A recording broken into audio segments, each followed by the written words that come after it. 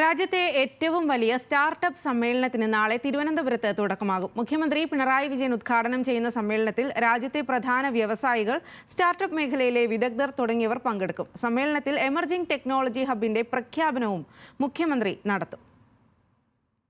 ഹഡിൽ global 6ാം എഡിഷനാണ് നാളെ തിരുവനന്തപുരത്ത് തുടക്കമാകുന്നത്.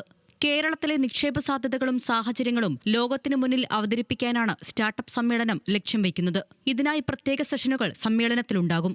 വൻ നിക്ഷേപ സാധ്യതയുള്ള മേഖലകളെ പ്രത്യേകം പരിഗണിക്കുന്ന റൗണ്ട് ടേബിൾ ചർച്ചയാണ് സമ്മേളനത്തിലെ മറ്റൊരു പ്രത്യേകത.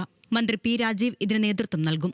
സംസ്ഥാനത്ത് വ്യവസായ സംരംഭങ്ങൾ തുടങ്ങുന്നതിന് സഹായിക്കുന്ന ഗ്ലോബൽ ക്യാപ്പബിലിറ്റി സെന്റേഴ്സിനെ കുറിച്ചുള്ള ചർച്ചകളും ഉണ്ടാകും. കേരളത്തിലെ സംരംഭക സാധ്യതകൾ പ്രയോജനപ്പെടുത്തുന്നതിന് തിരുവനന്തപുരം കേന്ദ്രീകരിച്ച് എമർജിംഗ് ടെക്നോളജി ഹബ്ബ് തുടങ്ങാൻ സർക്കാർ തീരുമാനിച്ചിരുന്നു. ഇതിന്റെ പ്രഖ്യാപനം മുഖ്യമന്ത്രി സമ്മേളനത്തിൽ നടത്തും. 5 മേഖലകളെ മുൻഗണനാ വിഭാഗമായി പരിഗണിച്ചാണ് ഹബ്ബ് തുടങ്ങുന്നത്.